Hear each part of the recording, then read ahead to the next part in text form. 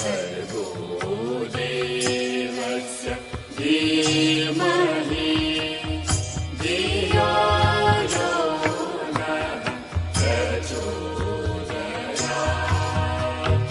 ॐ भूर्भुवः स्वः तत्सवितुर्वरेण्यं भर्गो देवस्य धीमहि धियो यो नः प्रचोदयात्। दुर्वरेण्यं भर्गो देवस्य धीमहि धियो यो नः दुर्वरे પ્રચોદયાત। આવો આજની આપણી શ્રીમદ ભગવદ્ ગીતાની શૃંખલાની તરફ આપણે આગળ વધીશું। હું સ્વામીજીને વિનંતી કરીશ કે આપણને આગળનો કાર્યક્રમ સંભાળે।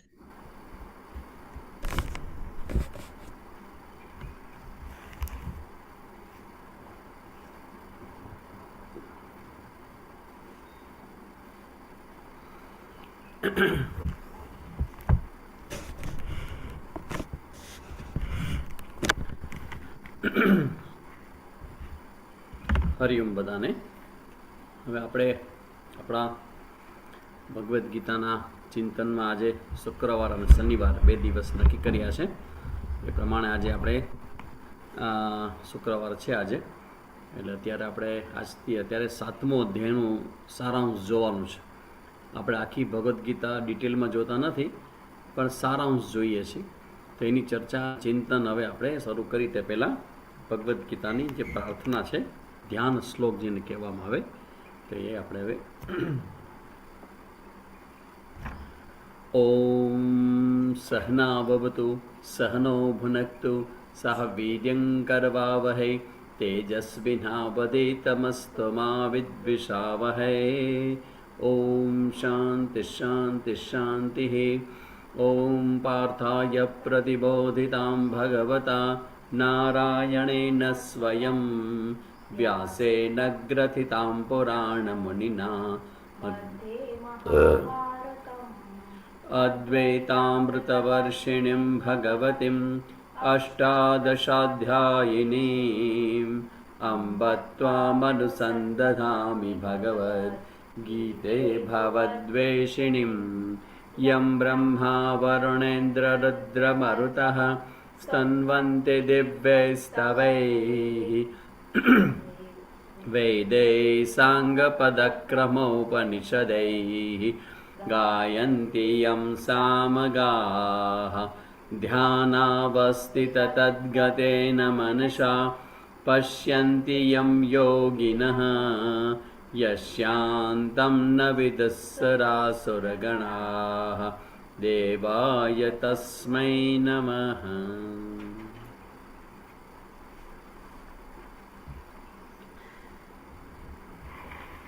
તો આપણે 7મા અધ્યાયમાં પ્રવેશ કરીએ પહેલાં દરેક અધ્યાયની વિશેષતા હોય, તો આમ આપણે જોઈએ ને તો સમગ્ર ભગવદ્ ગીતા છે ને, એ બહુ આપણે એમ કહેવાય કે સ્વતંત્ર ચિંતન કરતો ગ્રંથ નથી, કેમ કે ઓલરેડી જે વેદની અંદર આપણા 4 વેદ છે, તમને બધાને કદાચ ખ્યાલ હશે, ન હોય તો હોવો જોઈએ। 4 વેદ, ઋગ્વેદ, યજુર્વેદ, સામવેદ અને અથર્વવેદ, આ 4 વેદ છે। ખરેખર તો 4 વેદ પણ નથી, વેદ એક જ છે। વેદ કદી અનેક ન હોય, વેદ એક જ છે। એ એક જ વેદમાં આવેલા 1 લાખ જે મંત્રો છે, એ મંત્રોને આ 4 વેદના 4 પ્રકરણમાં વિભાજિત કરવાનું કામ વેદવ્યાસજીએ કર્યું। વેદવ્યાસજીએ વેદ લખ્યા નથી, વેદ કોઈ મનુષ્ય લખ્યા નથી। વેદ આવ્યા ભગવાનના નિશ્વાસ રૂપે ઋષિ મુનિઓની ધ્યાન અવસ્થામાં જે બધા મંત્રો પ્રગટ થયા, એને આપણે એ મંત્રોના સમૂહને વેદ કહીએ છીએ। કારણ કે આ બધું છે ને બેઝિક નોલેજ છે, અને એ આપણા સમગ્ર સનાતન આપણો જે ધર્મ છે, હિન્દુ ધર્મ છે, એનું રૂટ છે ને વેદ છે। બધા ઋષિમુનિઓ વેદમાંથી મંત્રો લે અને આપણને જ્ઞાન આપે છે. તો એ જે વેદ છે એ 4 વિભાગમાં વિભાજિત કર્યા પછી એ વેદમાં જે મંત્રો છે એમાં કર્મકાંડ છે, એમાં ઉપાસના પણ છે અને એમાં જ્ઞાનકાંડ છે. 3 પ્રકરણો મહત્વના છે: કર્મકાંડ, ઉપાસનાકાંડ અને જ્ઞાનકાંડ. એમાં કર્મકાંડ સૌથી વિશેષ છે, એટલે 80,000 મંત્રો કર્મકાંડના છે. પછી ઉપાસના કાંડના 16,000 મંત્રો છે અને જ્ઞાનકાંડના 4,000 મંત્રો છે. 1 લાખની આસપાસ બધા મંત્રો છે. તો આવી રીતે વેદની અંદર જે સબ્જેક્ટ મેટર છે એ સમગ્ર વેદના આ સબ્જેક્ટ મેટરને ભગવાન શ્રી કૃષ્ણએ અર્જુનને યુદ્ધના મેદાનમાં જે ભગવદ્ ગીતા સંભળાવી એ સમગ્ર વેદનો એસન્સ એટલે કે સાર છે. જેમ કે હું તમને અત્યારે ભણાવું છું તો હું તમને કંઈ અધ્યાય ટુ અધ્યાય, શ્લોક ટુ શ્લોક નથી ભણાવતો. દરેક અધ્યાય લઉં છું પણ અધ્યાયનો સારાંશ તમને કહું છું કે ભાઈ આટલાથી આટલા શ્લોકમાં આ કીધું, આટલા શ્લોકમાં આટલું કીધું. તો એવી રીતે આ વેદમાંથી આવેલું હોવાને કારણે વેદનો જે મુખ્ય ઉપદેશ છે ને એ મહાવાક્ય કહેવાય. આ જે લોકો રવિવારના ક્લાસમાં કદાચ આવતા હશે, અમારે ખબર હશે, મહાવાક્ય એ ઉપનિષદોમાં આવે અને મહાવાક્યનો મતલબ છે તત્વમસી, તદ બ્રહ્મ ત્વમ અસી, તે બ્રહ્મ તું છો, ચિદાનંદ રૂપ શિવોહમ શિવોહમ. એ જે બધી વાત છે ને એમાં તત્વમસીનો ઉપદેશ છે એ આખા વેદનો કેન્દ્રીય વિચાર છે. અંતિમ ઉપદેશ વેદનો જે છે એ મહાવાક્ય છે. તો એ મહાવાક્ય તત્વમસી છે. એ એક મહાવાક્ય એટલે ભગવદ્ ગીતાના 18 અધ્યાય. ભગવદ્ ગીતામાં 18 અધ્યાય છે. તો એના 3 વિભાગમાં આપણે વિભાજિત કરી શકીએ: 1 થી 6 અધ્યાય, પછી 7 થી 12 અધ્યાય અને 13 થી 18 અધ્યાય. આ 6 અધ્યાયનો એક આપણે ડિવિઝન વિભાગ લઈએ તો જે 3 ડિવિઝન પડે એમાં 1 થી 6 જે અધ્યાય શરૂઆતના જે આપણે જોયા એ તત્વમસી જે મહાવાક્ય છે એમાં 3 શબ્દો ભેગા થાય. એક છે તત, પછી બીજો આવે ત્વમ અને ત્રીજો આવે અસી એટલે છો. તત, ત્વમ, અસી. તે, તત એટલે તે, ત્વમ એટલે તું અને અસી એટલે છો. તે તું છો. તો અહીંયા તત્નો મતલબ છે તે. તે એટલે કોણ? તો કે ઈશ્વર. પછી ત્વમ, ત્વમ એટલે તું. તમે શું કહેશો? હું. અને અસી એટલે છો. તો તું ઈશ્વર છો. આ આખું જે મહાવાક્ય છે વેદનું એ મહાવાક્ય ભગવદ્ ગીતાના 18 અધ્યાયમાં છે. તો એમાં પહેલા જે 3 અધ્યાય, પહેલા જે 6 અધ્યાય છે તે તત્પદનું, ત્વમ પદનું એનાલિસિસ છે. ત્વમ એટલે તું, જીવનું. આપણે કહેવાય ને જીવ, જગત અને ઈશ્વર. આ 3 શબ્દ છે: જીવ, જગત, ઈશ્વર. જીવ એટલે તું, જગત જે દેખાય તે, અને ઈશ્વર એટલે આ બંનેનો બનાવનારો છે તે. તો પહેલા 1 થી 6 અધ્યાય છે એ જીવ એટલે કે ત્વમ પદનું એનાલિસિસ છે. જીવનું સ્વરૂપ શું? આત્મા છે તો આત્માનું સ્વરૂપ કેવું છે? આત્માનો જન્મ નથી, આત્માનું મૃત્યુ નથી. આ પ્રકારે જ્ઞાનની બધી ચર્ચાઓ મુખ્યત્વે જે કરવામાં આવી છે તે 1 થી 6 અધ્યાયમાં કરવામાં આવી છે. એ પછી 7 થી 12 હવે જે આપણે જોવાના છીએ એ શેના વિશે છે? તો કે છે તત્વ વિશે છે. ત્વમ વિશે 1 થી 6 અધ્યાય છે અને તત્વ વિશે 7 થી 12 અધ્યાય છે. તત્ એટલે ઈશ્વર, તે. તો ઈશ્વર વિશેની ચર્ચાઓ અહીંયા કરવાના છે. અને 13 થી 18 અધ્યાયમાં અસી એટલે છો, તે ઈશ્વર તું જ છો, એવી ચર્ચા એ 13 થી 18 અધ્યાયમાં કરવામાં આવશે. તો આ રીતે આપણા જે 6 અધ્યાય જે જોઈ ગયા એ 6 અધ્યાયમાં જ્ઞાનની પ્રધાનતા વિશેષ હતી. પણ હવે જે અધ્યાય આવશે 7 થી 12 તો એમાં શું આવશે? તો કે એમાં ભક્તિની પ્રધાનતા આવશે. હવે 7 થી 12 જે અધ્યાય છે એ મુખ્યત્વે 3 ટોપિકની ચર્ચા કરે છે. 7 થી 12 અધ્યાય શેની છે? તો કે પહેલું, ઈશ્વરનું સ્વરૂપ શું છે? આમાં તમે બધા બેઠા છો તો તમને લોકોને કદાચ એવી શંકા કે મનમાં એવી જિજ્ઞાસા તો થવી જ જોઈએ, થતી પણ હશે કે ભાઈ ભગવાન ભગવાન કહીએ છીએ પણ ભગવાન છે કેવા? ભગવાન આપણા જેવા છે કે આપણાથી જુદા છે કે ખરેખર આમાં બધા ભાગવતમાં ભગવાનનું વર્ણન આવે ને ભગવાનના 24 અવતારો આવે ને એ તો અવતાર થયા, પણ અવતાર જેને લીધો એ ભગવાન કોણ? આ તો ભગવાન અવતાર થયા બધા, તો ભગવાન કોણ છે? ભગવાનનું સ્વરૂપ શું છે? ભગવાન એક્ઝેક્ટલી ભગવાન કેવા હોય? શું ભગવાનને આપણા જેવું અંતઃકરણ હોય? શું ભગવાનને આપણા જેવું મન હોય? શું ભગવાનને પણ ભૂખ લાગે ખરા? ભગવાનને પણ ખોટું લાગે ખરા? કારણ કે બધી વાત તમને ભાગવતમાં સાંભળવા મળે કે આવું કહ્યું એટલે ભગવાનને લાગે કે આ બરાબર કર્યું નથી. ભગવાનને ગુસ્સો પણ આવે, ભગવાન મુરલી વગાડે, ભગવાન રાસ રમે, અને ભગવાન છે એ યુદ્ધ પણ કરે, તાંડવે કરે, ભગવાન તો બધું કરે. એટલે આપણા મનમાં પ્રશ્ન થાય કે ખરેખર એક્ઝેક્ટલી ભગવાન છે કેવા? પણ આ ભગવાન વિશે મારે તમને કેવું હોય તો આમાંથી કમસે કમ પહેલી લાઈન તો મારી વિડીયો ઓનવાળી છે આમાં સ્ક્રીનમાં, પછી એકેય લાઈન ઓનવાળી નથી. જેના પણ સ્ક્રીન ઓન થઈ શકે રાખજો, કારણ કે હવે આપણે થોડી પ્રશ્નોત્તરી પણ કરવાની છે અને તમારા જવાબ પણ દેવાના છે. તો અહીંયા હવે ભગવાનના ભક્તિની ચર્ચા આપણે કરવાની છે. તો ભગવાનની ભક્તિની ચર્ચા કરતા ભગવાન અહીંથી 7 થી 12 અધ્યાય એટલે કે 3 જે આપણા 6 અધ્યાય છે એમાં પહેલું ભગવાનનું સ્વરૂપ શું છે એની ચર્ચા કરવામાં આવશે. પછી બીજું ભગવાનની કૃપા કેમ મળે. આમ પૂછું તો કેટલા બધા હમણાં અંગૂઠો દેશે કે ભગવાનની કૃપા કોને કોને ખપે છે, કોને કોને જોઈ છે? અરે સ્વામીજી અમને જોઈ છે, અમને જોઈ છે. ભગવાનની કૃપા કોને જોતી નથી? બધાને જોઈ છે. એવરીબડી વોન્ટ્સ ભગવાનની કૃપા મળી જાય તો કામ થઈ જાય, અટકેલા કામ થઈ જાય, ચિંતામાંથી મુક્ત થઈ જાય. એવી ડર લાગે, એવો ભય લાગે કે હે ભગવાન શું થશે? અને જો ભગવાનની કૃપા હોય ને ભગવાન કહેશે કે don't worry, I am there, Krishna સદા સહાય, તેમ ભગવાન આવીને જે બોલી જાય તો એ કૃપા બધાને જોઈએ છે. ઓલ પર્સન, દરેકને જોઈએ છે ભગવાનની કૃપા. હવે મુદ્દો છે કે ભગવાનની કૃપા હોય કેવી, મળે કેવી રીતે, અને લક્ષણ શું એના? હવે આ આપણા બધાના તમારા મનમાં પ્રશ્ન થાય કે ભગવાનની કૃપા મળે કેવી રીતે, એનું સ્વરૂપ કેવું હોય, એનો અનુભવ કેવો હોય, અને કેમ ખબર પડે કે ભગવાનની કૃપા થઈ છે, અને ભગવાનની કૃપા અમુક ઉપર જ કેમ થાય છે? બધા ઉપર થાય ભગવાનની કૃપા સ્વામીજી, બધા ઉપર થાય, મારા ઉપર જ થતી નથી.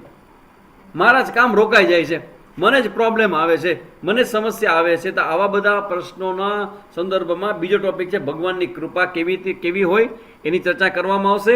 અને ત્રીજો, ઈશ્વરની ઉપાસના કેવી રીતે કરવી, ઈશ્વરની ભક્તિ કેવી રીતે કરવી.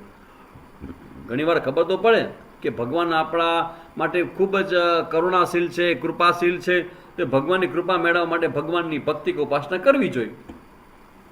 તો મુદ્દો થાય કે સ્વામીજી ભગવાનની ભક્તિ થાય કે મારી પાસે ટાઈમ નથી, હું તો હવાથી સાંજ સુધી કંપનીમાં જોબ કરું છું, તો ભગવાનની ભક્તિ કેમ કરું? હું તો નોકરી કરું છું, હું તો ઘરમાં ઘરકામ કરું છું, તો ભગવાનની કૃપા થાય કેવી રીતે? તો એના માટે ઉપાસના હોય. ભગવાનની કૃપા મેળવવા માટે ઉપાસના કેવી રીતે થાય? આમ 3 મુદ્દાની ચર્ચા 7 થી 12મા અધ્યાયમાં કરવામાં આવશે. પહેલો છે ઈશ્વરનું સ્વરૂપ કેવું હોય, પછી બીજો મુદ્દો છે ઈશ્વરની કૃપા કેવી રીતે મળે, અને ત્રીજો છે ઈશ્વરની ઉપાસના કેવી રીતે થાય. તો આ 3 મુદ્દાની ચર્ચા આપણે અહીંયા 7 થી 12 અધ્યાયમાં જોવાની છે. હવે આપણે જોઈએ કે 7મા અધ્યાયનો જે વિષય છે જ્ઞાન વિજ્ઞાન યોગ નામનો 7મો અધ્યાય છે, અને જેમાં 30 શ્લોક છે ટોટલ. હવે એ શ્લોકનું કનેક્શન ક્યાં છે? તો એ શ્લોકનું કનેક્શન છે 6થા અધ્યાયમાં. 6થા અધ્યાયનો 47મો શ્લોક છે.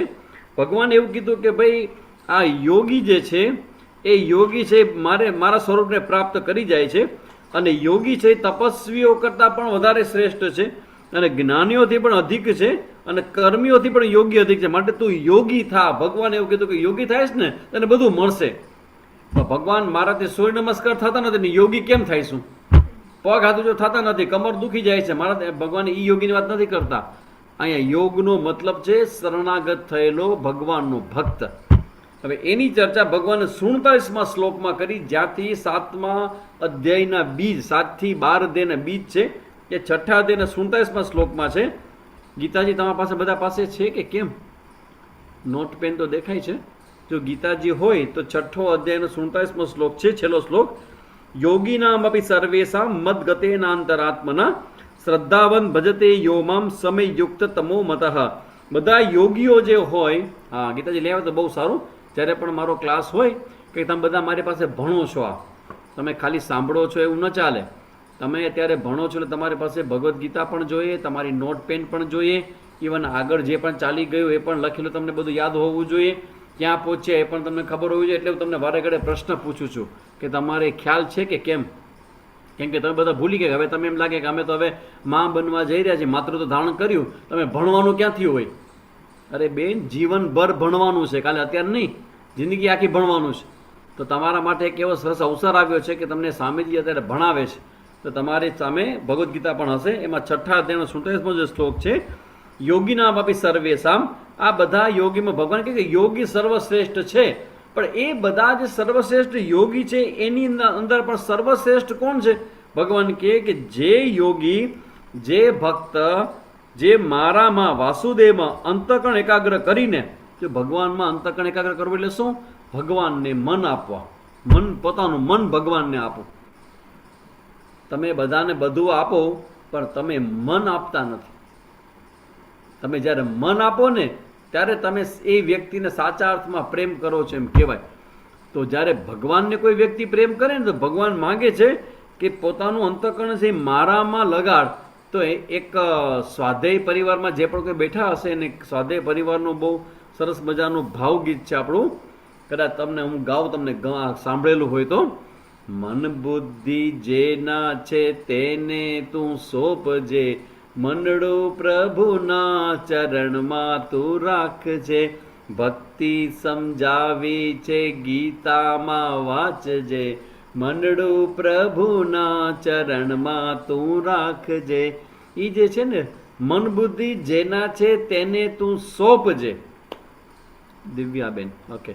તો મન અને બુદ્ધિ ભગવાનના છે. એટલે ભગવાન પોતે કહે 47મા શ્લોકમાં કે જે યોગી, જે ભક્ત મારામાં એટલે ભગવાનમાં પોતાનું અંતઃકરણ એકાગ્ર કરીને શ્રદ્ધાપૂર્વક મને જ ભજે છે, ભગવાનને જે ભજે, ભગવાનમાં જે મન સમર્પિત કરે, ભગવાનમાં જે બુદ્ધિ સમર્પિત કરે અને ભગવાનનો ભક્ત થઈને રહે, ભગવાન કહે છે એ મારી દ્રષ્ટિએ શ્રેષ્ઠ યોગી છે.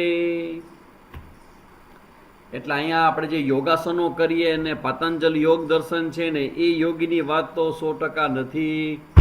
એ શેની વાત છે? ભગવાનના ભક્તની વાત છે. તો અહીંયા 47મા શ્લોકમાં વાત કરી કે ભગવાનનો ભક્ત હોય એ ભગવાનમાં અંતઃકરણ લગાવે અને ભગવાનમાં શ્રદ્ધાપૂર્વક ભજે છે. તો સૌથી પહેલો પ્રશ્ન થાય કે ભગવાનમાં અંતઃકરણને લગાવવું કેવી રીતે? હવે જેનામાં તમારે મન લગાવવાનું છે એના વિશે તમને ખબર તો હોવી જોઈએ કે નહીં? જેમ કે હું તમને બધાને કહું, હવે જોજો, તમે બધા એક કામ કરો, તમે અત્યારે 2 મિનિટ માટે તમારું મન છે એ ગગપુગઈમાં લગાવો બધા.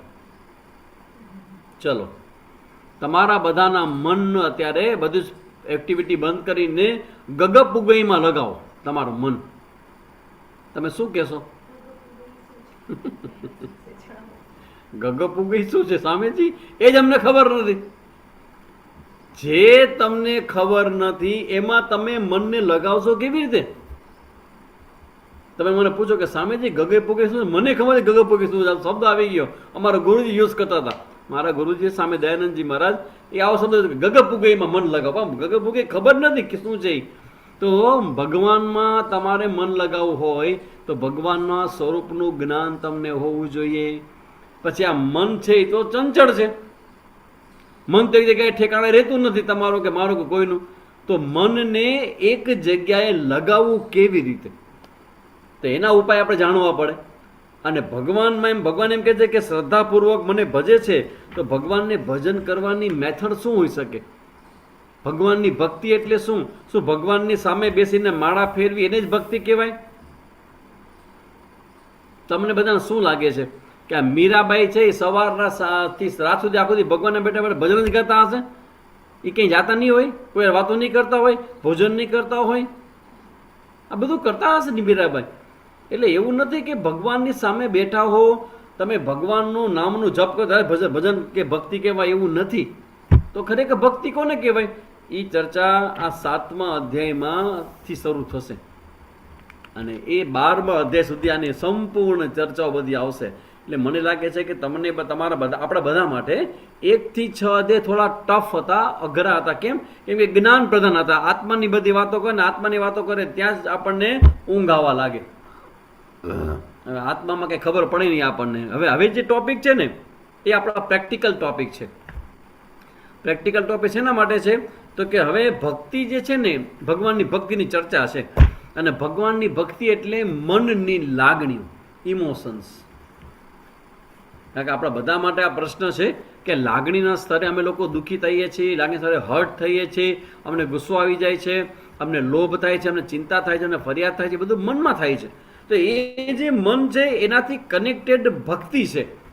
તો પોઝિટિવ અને નેગેટિવ, આજે બધી મેં ચર્ચાઓ કરી, બધી નેગેટિવ ચર્ચા છે કે ભાઈ મનમાં કામ, ક્રોધ, લોભ, દ્વેષ, ઈર્ષા, અસૂયા, ઓવર થિંકિંગ, ભય, ચિંતા આ બધું રહેતું હોય.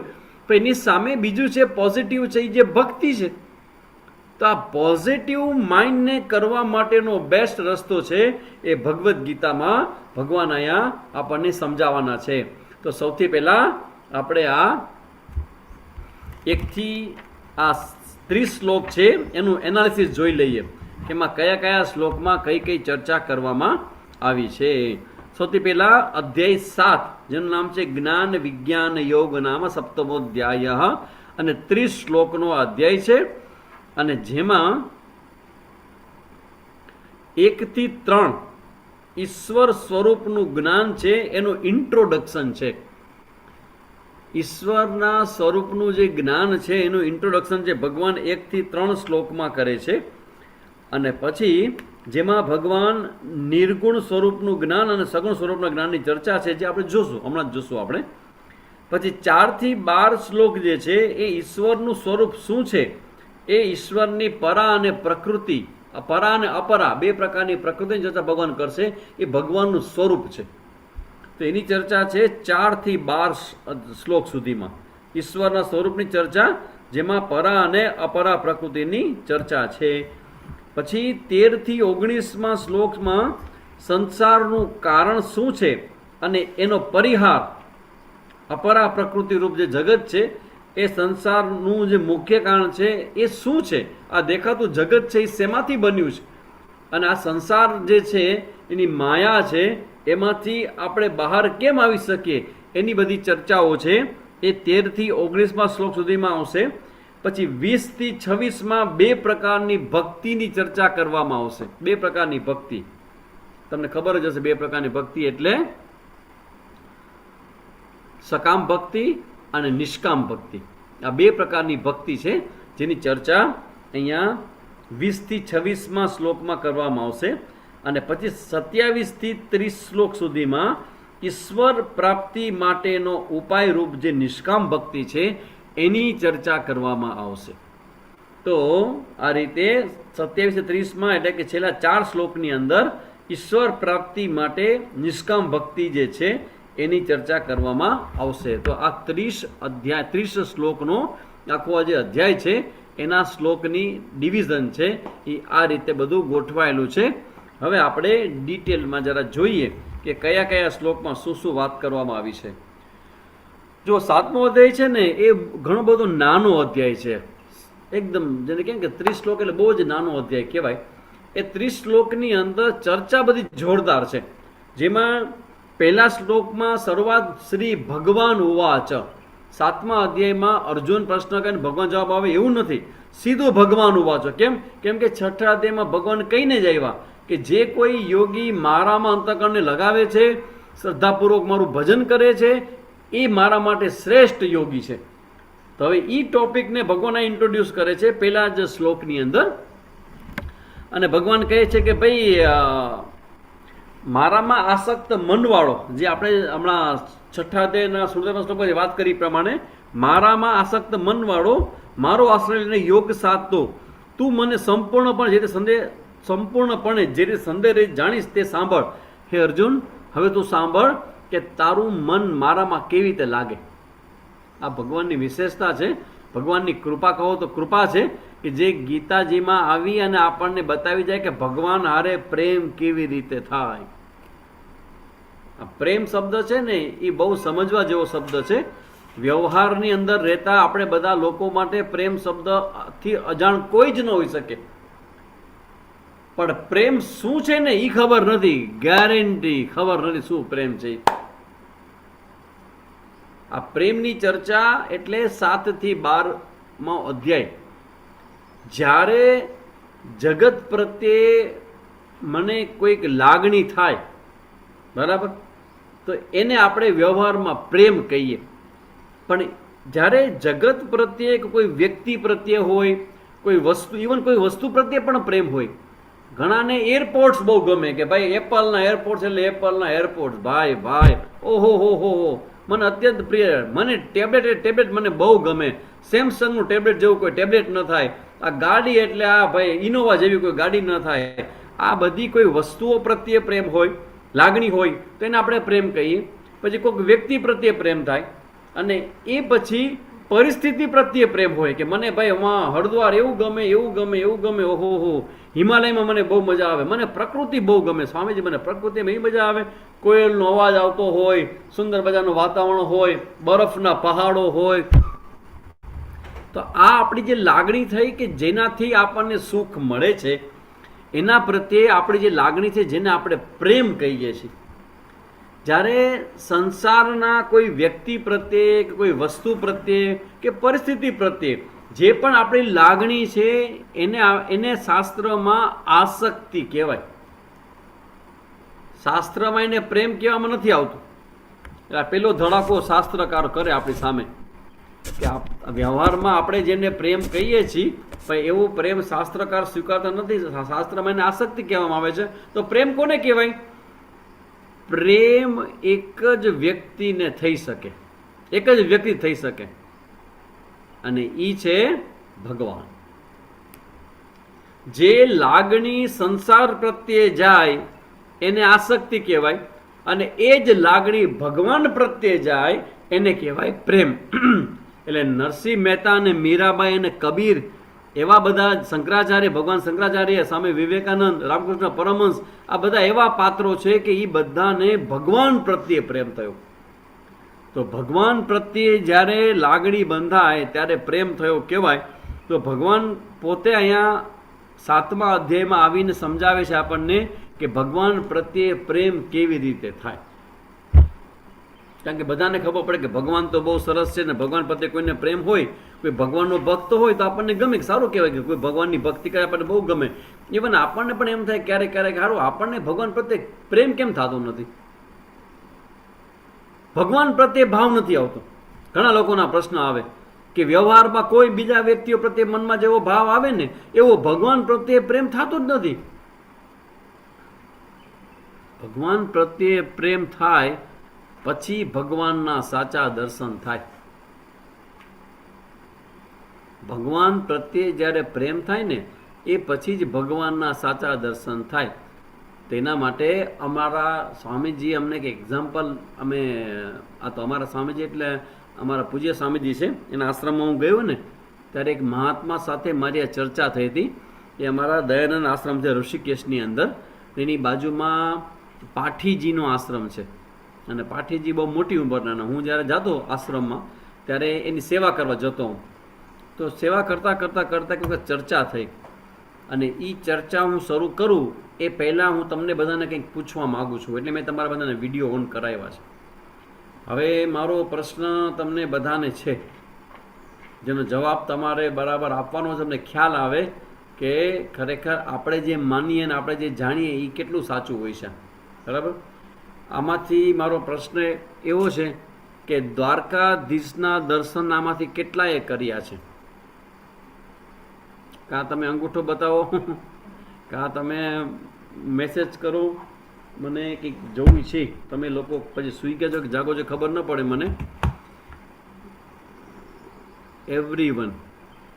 એવરીવન બધાએ દ્વારકાધીશના દર્શન કર્યા છે એમને? અરે ફરીથી પૂછું છું, દ્વારકાધીશના દર્શન તમે બધાએ કર્યા છે? તમે શું કહો છો? હા, અમે કર્યા છે. ધડાધડ મેડા મૂર્તિના દર્શન કર્યા છે. જો સેમ સ્ટેટમેન્ટ મહિના કરવા બધા, હા કરીએ છીએ ને, હા હા હા હા. દ્વારકાધીશના દર્શન કોને ન કર્યા હોય સ્વામીજી? અમે ગુજરાતમાં રહીએ છીએ ભાઈ. દ્વારકાધીશના પ્રોમેક્સ ડેરિવન, હા હા હા હા હા, મયુરી, હા નથી કર્યા. હા કોઈક એક છે પેલું જ આપણે નથી કર્યા, બાકી બધાએ દર્શન કર્યા છે દ્વારકાધીશના.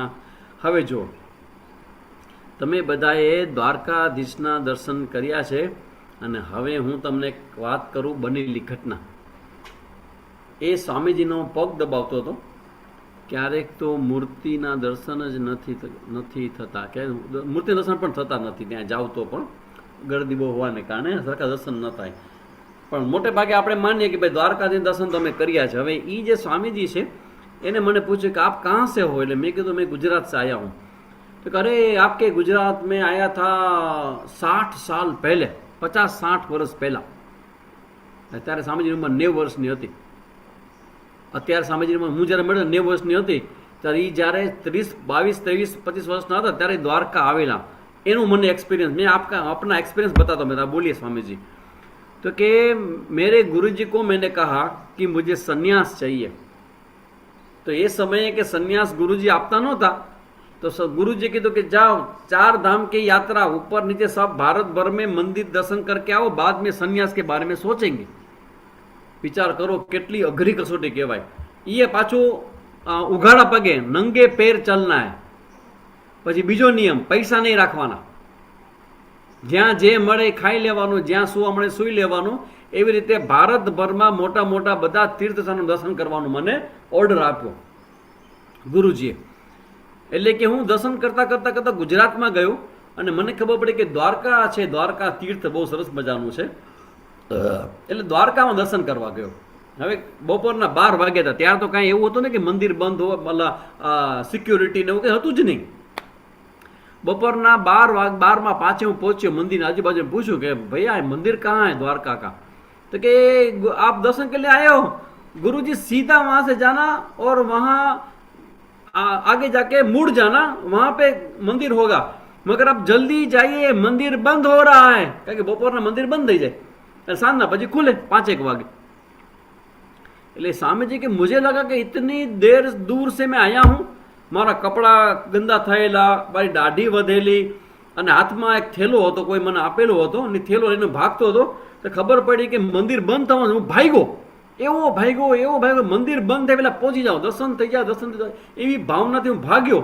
અને જેવો હું ભાગ્યો ત્યાં મંદિરમાં ઘૂસ્યો અંદર, અને બસ એ ઓલો પૂજારી છે એનો પડદો ખેંચવાનો જ હતો, અને દોડતો હું પહોંચ્યો. એવો ભાવ આવ્યો હૃદયમાં કે અરે મને દર્શન નહીં થાય.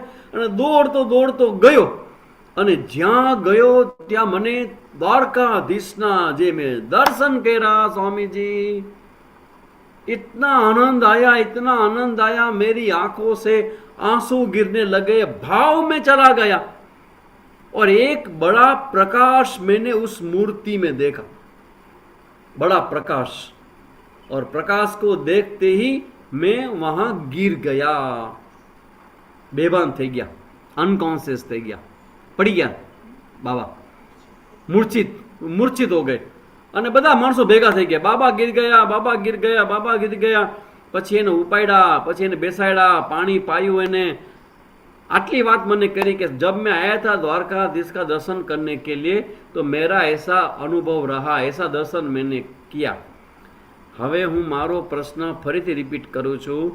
આમાંથી કેટલાએ દ્વારકાધીશના આવા દર્શન કરેલા છે? હવે અંગૂઠો બતાવો, હાલો.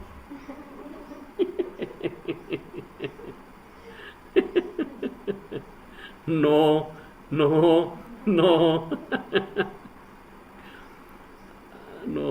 કરેક્ટ. દર્શન છે.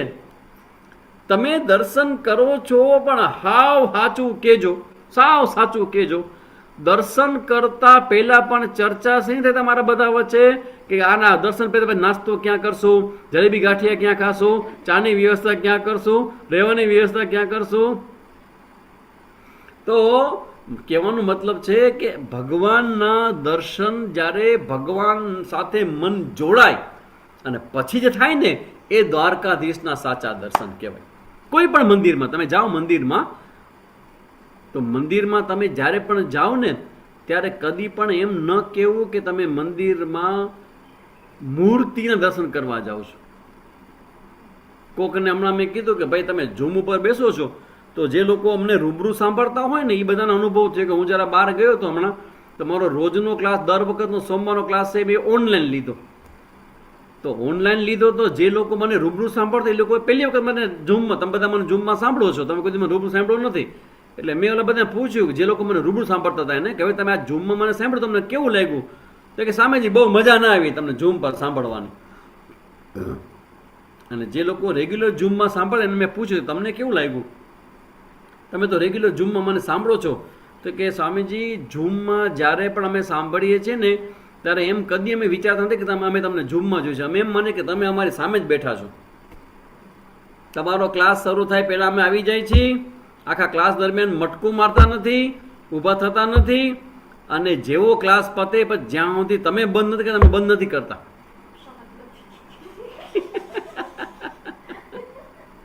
જો ભાવમાં ફરક છે. What you think is everything. What you think is everything. Dronacharya પાસે ભણનારો અર્જુન અને દ્રોણાચાર્યને જોયા વગર પોતાના સ્થાનમાં દ્રોણાચાર્યનું ધ્યાન કરતો કરતો એ વિદ્યા પામતો એકલવ્ય. અને એકલવ્ય છે એ અર્જુન કરતાં પણ વધારે બાણની વિદ્યા પ્રાપ્ત કરી ચૂક્યો હતો. તો મુદ્દો એ છે કે વોટ યુ થિંક, તમે એને કેવી રીતે લ્યો છો? જેમ કે ત્યારે ક્લાસ ચાલુ છે તો તમે આ ક્લાસને કેવી રીતે લ્યો છો? એમ તમારો રૂમ બંધ હોય, તમારા ઝૂમ છે તો ઝૂમની મિટિંગ હોય, તો ઝૂમની મિટિંગમાં તમને સૌથી મોટામાં મોટું સુખ શું જાચું કયો તો મને? તમે બધા ઝૂમ પર બેઠા છો અત્યારે, તો તમને મોટામાં મોટું સુખ શેનું છે ઝૂમ પર બેસવાનું? ના, સૌથી મોટામાં મોટું સુખ કયું ઝૂમ ઉપર બેસવાનું? ઝૂમ ઉપર બેસવાનું સૌથી મોટામાં મોટું સુખ છે કે અમે અમારો વિડીયો અમારા હાથમાં રાખીએ. અમારે જેમ બેસવું હોય, જે રીતે બેસવું હોય, કામ કરતા હોય, સૂતા હોય, કોઈ પણ રીતે સાંભળવું હોય તો અમે અમારો વિડીયો અમે બંધ રાખીએ. ઘરે બેઠા સાંભળવા મળે એ વાત સાચી, ઘરે બેઠા સાંભળવા મળે તમને, નહીં તો તમે યુટ્યુબમાં સાંભળી શકો. પણ ઝૂમની અંદર કેવું છે કે 2 વે છે. આમાં તમે વક્તાને લાઈવ જોઈ શકો અને તમારી સાથે વક્તા વાત પણ કરી શકે, અને બીજું વક્તા પણ તમને જોઈ શકે. એ યુટ્યુબમાં ન થાય. એટલે ઝૂમની અંદર તમને જે ફ્રીડમ છે કે અમે વિડીયો બંધ કરી દઈએ તો ઇટ્સ ઓકે, એમાં વાંધો નથી. પણ જ્યારે ભણવા બેસતા હો ત્યારે ભણતી વખતે 2 વે હોય હંમેશા. એટલે આચાર્ય જ્યારે ભણાવતા હોય ને, તમે ઝૂમમાં ન હો, ઓડિયો મૂકી જાઓ ત્યારે એવું જ લાગે કે તમે અહીંયા જ છો. અચ્છા, કોકે પોતાનો એક્સપિરિયન્સ શેર કર્યો છે.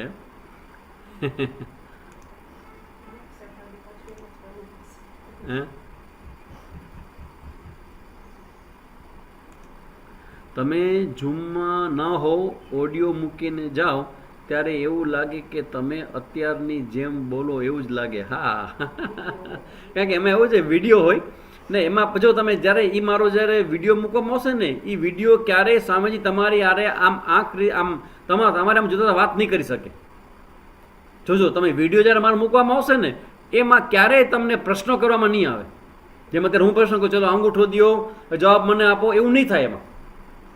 એટલે અત્યારે તમે ઝૂમ પર બેઠા હો તો બેસ્ટ છે કે તમે સરસ મજાને વ્યવસ્થિત રીતે તમે અધ્યયન કરતા હો, તમે સ્વામીજીના ક્લાસમાં જ બેઠા છો એવા ભાવથી, એવી ગંભીરતાથી બેસશું.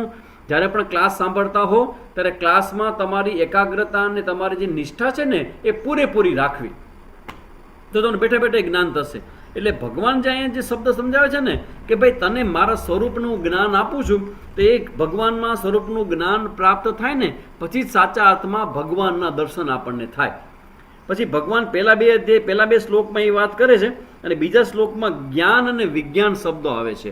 જો જ્ઞાનનો મતલબ, જ્યારે જ્ઞાન શબ્દનો અર્થ જોઈએ ને આપણે, તો જ્ઞાનનો અર્થ થાય આત્મનું જ્ઞાન, મુખ્યતઃ શાસ્ત્રોની અંદર. પણ જ્યારે જ્ઞાન અને વિજ્ઞાન એવા 2 શબ્દો આવે ને ત્યારે સમજી લેવાનું કે એક શબ્દનો અર્થ થાય, જ્ઞાન શબ્દનો અર્થ થાય ભગવાનના સગુણ સ્વરૂપનું જ્ઞાન, અને વિજ્ઞાન શબ્દનો અર્થ થાય ભગવાનના નિર્ગુણ સ્વરૂપનું જ્ઞાન. જો 2 શબ્દો છે આની અંદર. બીજા 7મા અધ્યાયને બીજા શ્લોકમાં જ્ઞાનમ તેહમ સવિજ્ઞાનમ, વિજ્ઞાન પણ છે ને જ્ઞાન પણ છે. તો વિજ્ઞાન એટલે ભગવાનના નિર્ગુણ સ્વરૂપનું જ્ઞાન અને જ્ઞાન એટલે ભગવાનના સગુણ સ્વરૂપનું જ્ઞાન. તો એવી ચર્ચાઓ ભગવાન કે હું આગળ જઈને તને કરીશ. પછી 3જા શ્લોકમાં ભગવાને બહુ મોટી વાત કરી દીધી. આપણા બધા માટે પ્રશ્ન છે, જવાબ છે એનો અહીંયા 3જા શ્લોકની અંદર. શું જવાબ છે? આપણે બધા ભગવાનની દ્રષ્ટિએ હજારોમાંથી એક છીએ. તમે અત્યારે બધા ઝૂમ પર 51 જણા બેઠા છો અને 2 સ્ટુડન્ટ સામે બેઠા છે, 93, અને એકમાં 2-3 ગોઠવાનો, તો કમસે કમ 100 જેવી સંખ્યા ગણીએ આપણે. તો 100 જણા અત્યારે આપણા આ ભગવદ્ ગીતાનું અધ્યયન આપણે કરી રહ્યા છીએ. તો તમે બધા કોણ છો? તમે બધા, તમારા વિશે ભગવાને કંઈ કીધું જ ગીતાજીમાં, પણ હું એક જ શરતે કહું તમારા વિશે કે તમારે જરા 100 નહીં 200 અમે 200 જણા બેઠા છે, એક 2 વ્યક્તિ જેવો છે એવું. અચ્છા હા ઓકે આઈ ગોટ ઇટ. કારણ કે તમારી સાથે કોઈક છે, અમારા બેબી પણ સાંભળે છે. અરે વાહ, એકદમ સાચી વાત કરી. એ તમારા બેબી છે, એ તો મુખ્ય શ્રોતા છે અમારા. ક્યારેક ભૂલાઈ જાય કે ભાઈ આ બેબીને સંભળાવવાનું છે આ ગીતાજી. કારણ કે મેં તમને પહેલા દિવસે વાત કરી હતી કે તમે જ્યારે મને સાંભળો છો ત્યારે તમારા ગર્ભમાં રહેલું જે તમારું બાળક છે એ બાળકને ગીતાજી આપણે સંભળાવીએ છીએ. એટલે તમને આમાં ટપ્પો પડે, ટપ્પો ન પડે, કંટાળો આવે, ગમે ન ગમે, એ તમારો વિષય જ નથી. આ તમારી સાધના છે, આ તમારી ઉપાસના છે કે શુક્રવાર હોય ને શનિવાર હોય 4 થી 5:30 તમારે સ્ક્રીન સામે બેસવાનું, એટલે બેસવાનું, જે કંઈ થાય થવા દેવાનું. ભલે ઊંઘ આવે, ભલે ભૂખ લાગે, તમે નાસ્તો કરી લો, મને કોઈ વાંધો નથી. નાસ્તો કરો ત્યારે સ્ક્રીન જરા બંધ કરી દેજો, એટલે બધાને ધ્યાન કરશે કે આ બેન શું એકલા નાસ્તો કરે છે, એકલા ખાય ને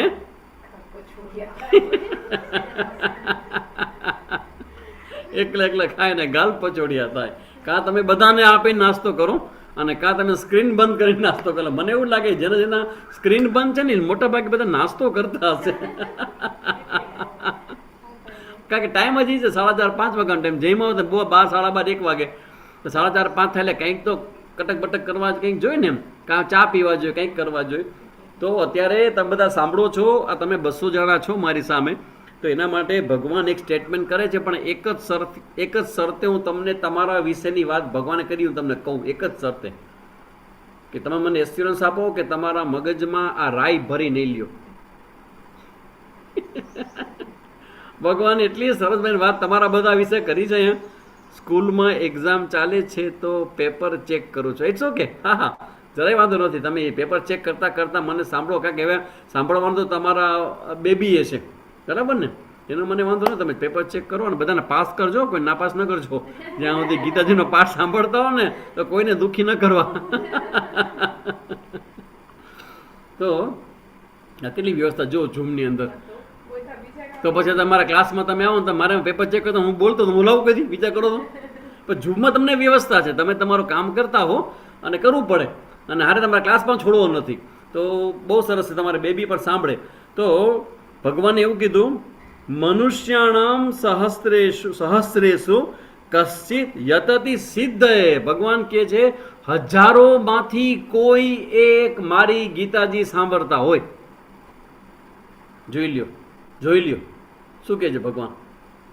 મનુષ્યાણામ સહસ્રેષુ, હજારો મનુષ્યોમાંથી કોઈ એક છે એ મને સમજવાનો યત્ન કરતા હોય. તો તમે બધા મને સાંભળો છો, તો તમે બધા ભગવાન દ્રષ્ટિએ શું થયા? તમે બધા હજારોમાંથી એક થયા.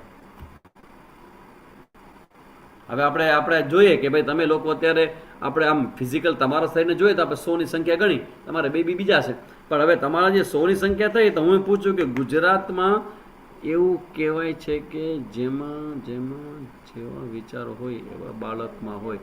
નાસ્તો કરતા જ ગીતા, હા, જેનામાં જેવા વિચારો હોય એ બાળકોમાં આવે. એકદમ સાચી વાત છે કે તમારી અંદરના તમારા વિચારો છે તમારા બાળકોમાં જાય. એટલા માટે જ આ માતાની પાઠશાળાની શરૂઆત આ ગાયત્રી પરિવારે કરી છે.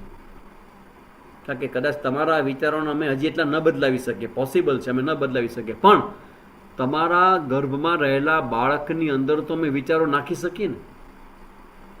એટલે તમને તમારી અંદર જે બધા વિચારો અત્યારે આવે છે ને, હું તમે પ્રશ્ન કરું છું, તમે મને જવાબ આપો છો કે આ તમે અંગૂઠો બતાવો છો, તમે મને પ્રશ્ન કરો છો, તો એ તમે જે વિચાર કરો છો ને એ વિચાર જ્યારે તમે કરો એટલે તમારા વિચાર દ્વારા તમારું બાળક સુધી તમારા વિચારો પહોંચે છે. અભિમન્યુએ માના ગર્ભમાં રહીને આ 7 કોઠાનું જે જ્ઞાન છે એમાંથી 6નું જ્ઞાન એને પ્રાપ્ત કર્યું.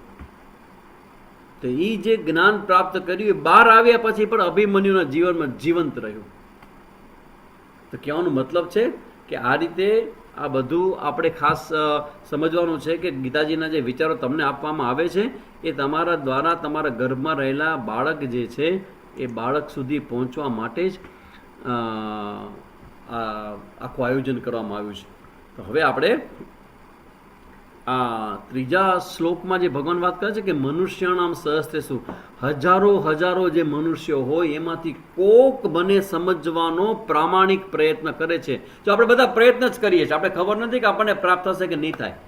આપણો આ પ્રામાણિક પ્રયત્ન ભગવદ્ ગીતા લઈને બેસીએ, કંઈક તો ટપ્પો પડશે, કંઈક તો સમજાશે, કમસે કમ ગીતાજીનો સંગ તો થશે આપણા જીવનમાં. એટલે આપણે બધા ભગવદ્ ગીતાની કૃપા મેળવવા માટે, એને સમજવા માટે તમે પુસ્તક લીધું છે, ઘણા લોકો આમાંથી લખે પણ છે, ઘણા વ્યવસ્થિત પોતાનું બધું બારી બારણા બંધ કરીને વ્યવસ્થિત નોટ પેન લઈને બેસી ગયા છો. તો તમારી આ સાધના તમે જ્યારે કરો છો ત્યારે એ ભગવાનની ધ્યાનથી દૂર રહેતું નથી. ભગવાન કહે છે કે મારા આટલા બધા લોકો છે, ગુજરાતની વસ્તી કેટલી હશે આપણી, કોને ખબર હશે? હાલો ગૂગલ કરો, ચેટ જીપીટી કરો તો ગુજરાતની વસ્તી અત્યાર પ્રમાણે ગુજરાતની વસ્તી કેટલી? ચલો કોણ જવાબ દેશે મને? 6 કરોડ. કરેક્ટ, એકદમ સાચો છે હિનાબેન ગોસાઈ, 6 કરોડ. ચેટ જીપીટી શું કહે છે? તમારા 6 કરોડ, બધા 6 કરોડ જ કે 6 કરોડ ઉપર? ચેટ જીપીટીમાં પણ કદાચ એ જ બતાવે છે 6 કરોડની. 6 કરોડની વસ્તી ગૂગલ નથી કર્યું. ઓકે, ડાયરેક્ટ જવાબ આપ્યો છે. ઓકે, યાદ જ છે તમને. તો 6, ઓહો, જરા કરેક્શન કરજો. અત્યાર પ્રમાણે 7.45 કરોડ 2026 પ્રમાણે. Correct, from Patel. Correct, 7.27 crore. 7.27 crore એટલી વસ્તી વધી ગઈ. 42 થી 47 બરાબર. 7.27 7.5 કરોડ જેવી કહી આવે નિયર બાય. કારણ કે જો હમણાં પાછી વસ્તી ગણતરી થવાની જ છે. તો વિચાર કરો, 7.5 કરોડમાંથી તમે લોકો મારી સામે 100 જણા બેઠા છો, તો કેટલા ટકા થયા વિચાર કરો. 7 કરોડ છે, એમાંથી 100 જણા અત્યારે આ પ્રયત્ન કરે. બીજા બધા પ્રયત્ન પોતાને સામાન્ય કરતા હશે, પણ તોય કેટલો હશે? હું માનું છું એમાંથી 0.0% આવે. તો ભગવાન કહે છે કે હજારો મનુષ્યોમાંથી તમે હજારો ભેગા કરો, એમાંથી એક એવા તમે એક ભેગા કરો, તો એમાંથી કોઈ એક જ છે ભગવાન કે મા સુધી પહોંચી શકે છે. એટલે ભગવાન સુધી પહોંચવું, ભગવાનના દર્શન કરવા, નોટ એન ઇઝી જોબ. એ ઇઝી કે એકદમ સરળ નથી. એટલે ભગવાન કહે છે કે મારા દર્શન જેને કરવા હોય એ મને મારા હજારોમાંથી કોઈ એક પ્રયત્ન કરે ને, એ પ્રયત્ન કરનારા બધા 1000 ભેગા કરો ને, એમાંથી કોઈ એક જ એવો હશે કે જે મને સ્વરૂપથી જાણી ગયો હશે. તો હવે ભગવાનના સ્વરૂપની ચર્ચા છે. એ 4થા શ્લોકથી શરૂ થાય છે, 4 થી 12 ઈશ્વરનું સ્વરૂપ. એમાં ભગવાનની પરા અને અપરા પ્રકૃતિ છે. ભગવાનની અપરા પ્રકૃતિ એટલે શું? તો કે ભગવાન એમ કહે છે કે અપરા પ્રકૃતિ છે એમાં શું આવે? પંચમહાભૂત, આકાશ, વાયુ, અગ્નિ, પાણી, પૃથ્વી, એ 5 તત્વ આ પંચમહાભૂત કહેવાય ને. આ તમને બધાને આવડવા જ જોઈએ. આકાશ, વાયુ, અગ્નિ, પાણી ને પૃથ્વી, આ ક્રમમાં જ આવવા જોઈએ, કારણ ક્રમમાં સૂક્ષ્મથી સ્થૂળનો ક્રમ છે. આકાશ, વાયુ, અગ્નિ, પાણી અને પૃથ્વી, 5 એલિમેન્ટ જેને કહેવામાં આવે. આ પંચમહાભૂત. અને પછી બીજા 3 મન, બુદ્ધિ અને અહંકાર. એને અષ્ટધા પ્રકૃતિ કહેવામાં આવે. આ ભગવાનની અષ્ટધા પ્રકૃતિ છે એ ભગવાનની અપરા પ્રકૃતિ છે. અને ચેતન જીવ જે છે એને કહેવાય પરા પ્રકૃતિ. પરા પ્રકૃતિ રૂપે ભગવાન પોતે જ છે અને અપરા પ્રકૃતિ રૂપે ભગવાનની માયામાંથી બનેલા આ 8 તત્વો છે, જેમાંથી આખું બ્રહ્માંડ, આખું યુનિવર્સ છે એ ચાલી રહ્યું છે. અને એ પછી ભગવાન અલગ અલગ પોતાની વિભૂતિને એમ કહે છે કે હું બધાની અંદર સૂત્રે મણિગણા ઈવ મહી સર્વમિદમ પ્રોત્રમ, હું બધાની અંદર કણે કણમાં રહેલો છું. તો એ ચર્ચા ભગવાન અહીંયા 7, 8, 9 અને 10મા શ્લોકમાં કરે છે. 11મા શ્લોકમાં ભગવાન કહે છે કે બધા બળવાનોનું જે બળ છે એ હું છું. પછી ભગવાન કહે છે કે બધા બીજ છે એ બીજ હું છું. પછી બધા બુદ્ધિશાળીઓની બુદ્ધિ છે એ હું છું. એમ ભગવાન પોતાના આ સ્વરૂપને, અસ્તિત્વને બધી જગ્યાએ પોતાના સ્વરૂપને બતાવે છે. આ બધી ચર્ચાઓ કરી અને ભગવાન પછી 12, 13 અને 14 એ 3 શ્લોકની અંદર છે એ ભગવાન માયાની ચર્ચા કરે છે.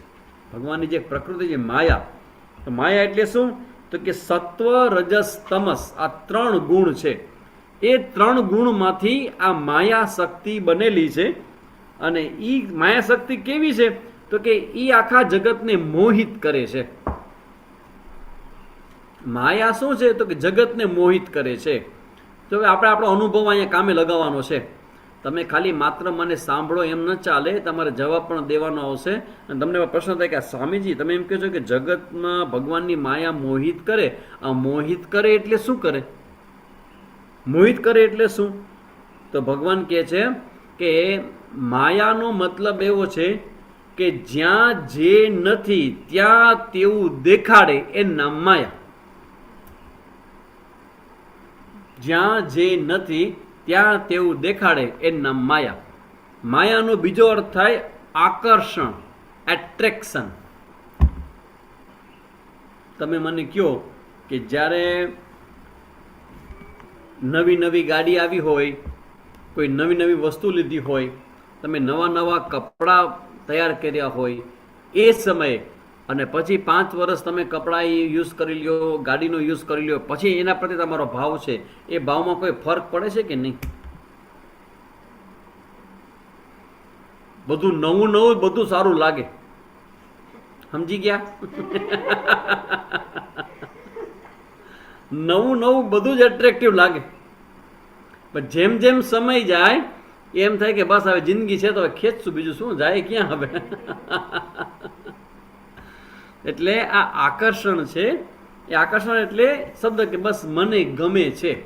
એ પછી કોઈ વ્યક્તિ ગમે, એ કોઈ વસ્તુ ગમે, એ કોઈ પરિસ્થિતિ ગમે. એટલે નવી વસ્તુમાં 9 દિવસ, નવી વસ્તુ 9 દિવસની એવા ગોતી એવા નવી વસ્તુ 9 દિવસ, દેટ્સ ઓલ. પછી 10મે દિવસે પડ્યું હોય એની જગ્યાએ, ને આપણે આપણી જગ્યા હોય. નવી નવી પેન હોય, અરે નવું નવું લેપટોપ આવ્યું હોય, નવું નવું ટેબ્લેટ જોયા જ કરી કે આ જોયા જ કરી. પણ ધીમે ધીમે ધીમે પછી કે પડ્યું તો પડ્યું, પછી સાફ ન થાય, ગાડીને કપડું ન લાગે.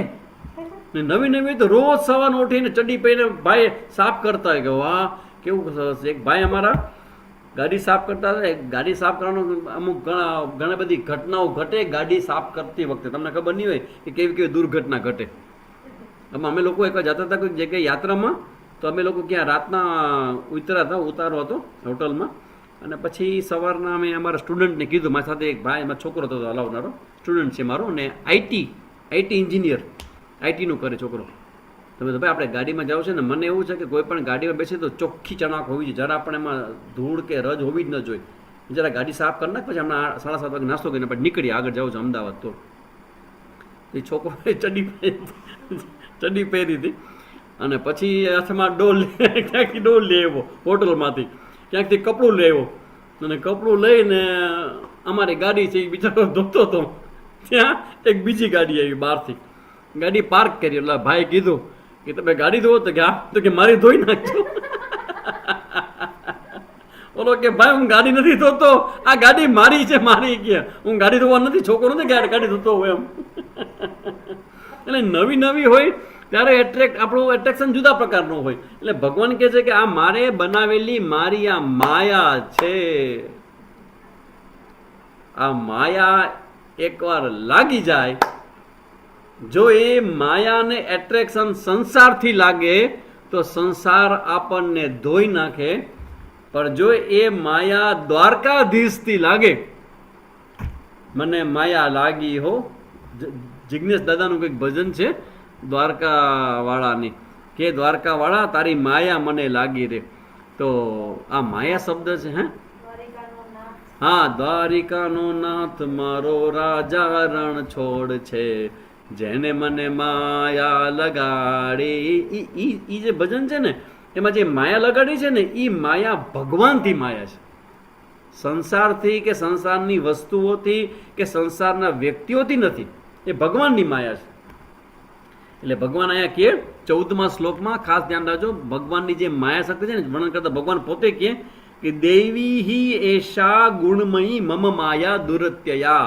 આ દેવી ગુણવાળી મારી જે માયા છે એ તરવી બહુ અઘરી છે. એમ તમે મનમાં નક્કી કરી લો માયાને તરી જાઓ, એમ ન થાય. એમ કોઈ વ્યક્તિ સાધુ બની જાય એટલે માયાથી પર થઈ જાય, એમ ન થાય, એમ ન થાય. તો કેવી રીતે થાય? ભગવાનની ચોખ્ખું કન્ડિશન બતાવે છે અહીંયા. માયામાંથી બહાર નીકળવા માટે કે માયાને તરવા માટે શું કરવું પડે? તો ભગવાન કહે છે મામેવ યે પ્રપદ્યંતે માયા મેતામ તરંતિ તે.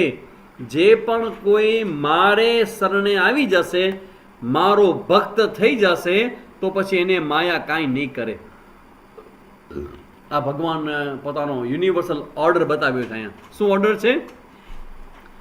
કે જે કોઈ વ્યક્તિ ભગવાનનો ભક્ત બની અને ભગવાનના શરણે આવી જશે, તો શરણે આવેલાને, ભગવાનના શરણે આવેલાને માયા ક્યાંય ટચ કરતી નથી. કારણ કે માયા એકવાર લાગે ને, એ એવી લાગે કે માણસના છાલ ગોટલા કાઢી નાખે. માણસ ગમે તેટલો સારો હોય, ગમે તેટલો શ્રેષ્ઠ હોય, પણ એકવાર જો માયાના હાથમાં ઝડપાઈ જાય તો એ માણસ ગમે ત્યારે ગમે તેવી ભૂલ કરી દે. એટલે અહીંયા ભગવાન કહે છે કે મારી માયા ખતરનાક છે કે મેં બનાવી છે એટલા માટે. હવે એ માયામાંથી તરવાનો એકમાત્ર ઉપાય છે કે આપણી બુદ્ધિથી કે આપણા પ્રયત્નથી કે આપણા સંકલ્પથી કે આપણા સામર્થ્યથી માયાને તરી ન શકાય. માયાને તરવા માટે એકમાત્ર રસ્તો છે કે ભગવાન જ્યારે તમારો સ્વીકાર કરે, તમે ભગવાનના શરણે જાઓ, ત્યારે ભગવાનની કૃપાથી જ માયાને તરી શકાય છે. બાકી કોઈની તાકાત નથી કે રીલ્સના એટ્રેક્શનમાંથી, મોબાઈલના એટ્રેક્શનમાંથી, સ્ક્રીનના એટ્રેક્શનમાંથી, જગતના એટ્રેક્શનમાંથી તમે બહાર આવી શકો. કારણ કે અત્યારે તમને કહું માયા એટલે શું? જો માયા એટલે એવું કે તમને આકર્ષણ થાય, મન થાય તમને, બરાબર ને? જેમ મેં કીધું કે અત્યારે તમારા આટલા સરસ મજાના દિવસો હોય, તમારું ગર્ભ તમે ધારણ કર્યું હોય ને તમે માતા બનવા જઈ રહ્યા છો, તો તમારાથી બહારનું ભોજન કરાય નહીં. અને આ જ સમયે તમને ખાવાની ઈચ્છા થશે, બહારનું ભોજન.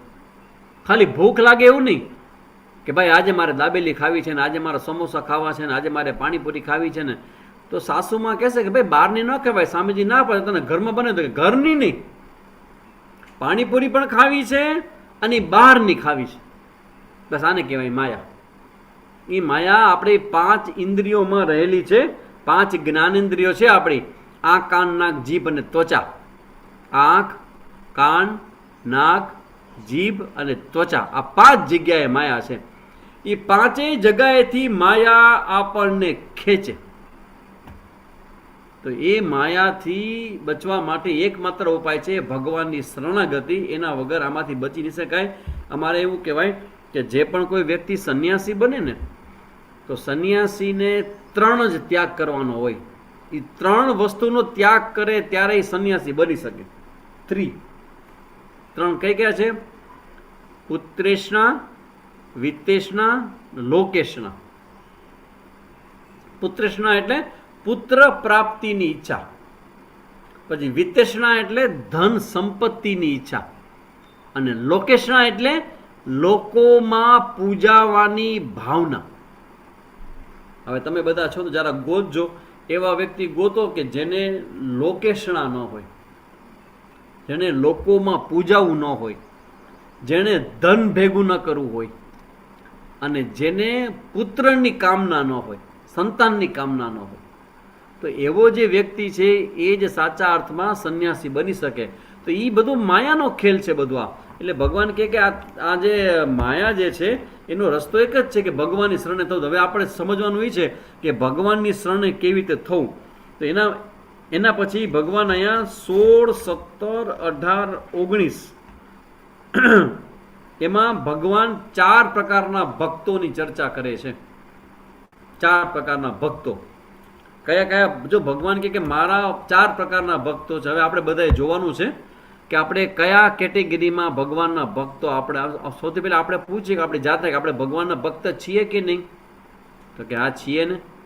ભગવાનના ભક્ત ન હોય તો ઝૂમમાં તમારી સામે બેસીએ શું કામ અમે? એ તો છીએ જ, બરાબર ને? તો ભગવાન કહે છે 4 પ્રકારના ભક્તો છે. ચતુર્વિધા ભજતે મામ યે જનાહ સુકૃતિનો અર્જુન આર્તઃ. પહેલો છે આર્ત એટલે દુઃખી. બીજો છે જિજ્ઞાસો, જેને કંઈક જાણવું છે તે. ત્રીજો છે અર્થાર્થી, સંપત્તિ જોઈએ છે, કોઈ મનની ઈચ્છા પૂરી કરી છે એવો. અને ચોથો છે જ્ઞાની. 4 ભગવાનના ભક્તો છે અને 4 ભક્તોની ચર્ચા 16, 17, 18, 19માં શ્લોકમાં ભગવાન કરવાના છે. પણ આજે આપણો ટાઈમ થયો છે એટલે આપણે અટકીએ છીએ. ફરી પાછા આવતીકાલે આ 4 ભક્તોની ચર્ચા અને એ પછી આગળ જઈને ભગવાન ભક્તિની ચર્ચા શરૂ કરે છે અને 8મા અધ્યાયની શરૂઆત કરશે. તો આવતીકાલે ફરી પાછા આપણે 7મા અધ્યાયનું એસન્સ અને આ બધા ભક્તિની ચર્ચા, એમાં સકામ ભક્તિ, નિષ્કામ ભક્તિની ચર્ચા આવશે. તો એ બધી ચર્ચાઓ કરીને આપણે 7મો અધ્યાય પૂરો કરશું. તો આજે પણ મારે ક્યાંય બહાર જવાનું ન હોવાથી આપણે પ્રશ્નોત્તરી કરી શકશું. તો જેને પણ કંઈ પ્રશ્નો હોય, જેને પણ કંઈ જાણવું હોય, જેને પણ કંઈ મનમાં હોય જિજ્ઞાસા, તો તમે અહીંયા ટાઈપ કરી શકો છો અથવા તો તમે કંઈ કહી શકો છો. તો પહેલાં હું શાંતિ પાઠ કરી લઉં, તમે તમારા પ્રશ્નો જે કંઈ હોય એ તમે મને અહીંયા જણાવજો. ઓમ પૂર્ણમદઃ પૂર્ણમિદં પૂર્ણાત પૂર્ણમુદચ્યતે પૂર્ણસ્ય પૂર્ણમાદાય પૂર્ણમેવાવશિષ્યતે. ઓમ શાંતિ શાંતિ શાંતિ. હરિ ઓમ શ્રી ગુરુભ્યો નમઃ. હરિ ઓમ.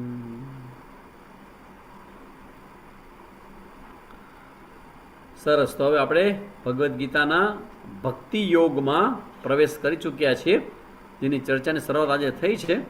હવે પછીના બધા દિવસોમાં બધું આવશે. બધા એમ કંઈક કે પ્રેગ્નન્સીમાં જ ઈચ્છા થઈ એ ન કે તો બાળક અધૂરું જીવનું આવે એ વાત સાચી? ના બેન, ધ્યાન રાખજો, ખોટી વાત છે. પ્રશ્ન એવો છે કે પ્રેગ્નન્સી વખતે તમને કોઈ ઈચ્છા થાય અને જો તમે ઈચ્છા પૂરી ન કરો તો પછી એ જયસીબેન આનું ચાર્જિંગમાં મૂક્યું છે તમે? હા, સ્વિચ બંધ છે અને ચાર્જ પૂરો થવા ઉપર છે. નીચેની સ્વિચ ચાલુ કરો. હા, ચાલુ જ છે. ઓકે. ના બેન, ખોટી વાત છો. કારણ કે પ્રેગ્નન્સી વખતે તમને અલગ પ્રકારની ઈચ્છાઓ થાય, પણ એ ઈચ્છા તમારે વિવેકપૂર્વક પૂરી કરવી. કારણ કે એ ઈચ્છા તમારા મનમાંથી થઈ છે કે તમારા શરીરમાંથી ખબર ન પડે, એટલે તમે બહારનું ખાવાની ઈચ્છા થાય તો બાળકની ઈચ્છા અધૂરી જાય, એ વાત ખોટી છે. Not correct. એ બરાબર નથી. કારણ કે તમારું ભોજન ખાતી વખતે બહુ ધ્યાન રાખો કોના હાથનો તમે ખાઓ છો. સ્વામીજી, સાંજે તાંબાના લોટામાં પાણી ભરીએ, એ પાણી સવારે પી શકાય? હા, એ આયુર્વેદમાં એવું કહેવાય છે કે જે લોકોને પિત્તની તકલીફ હોય, જેનો પિત્ત વધારે હોય, તો પિત્ત શમન કરવા માટે તમારા માટે આ તાંબાના લોટાનું પાણી છે એ તમારે પીવું જોઈએ. પણ જે લોકોને કફની પ્રકૃતિ છે એને સંભાળીને કરવું. જો એ પીવાને કારણે તમને કફ કે શરદી થઈ જાય તો એ પ્રયોગ ન કરો. બાકી પ્રયોગ કરી શકાય, એ સારી વાત છે, એ કરી શકાય. ગુડ.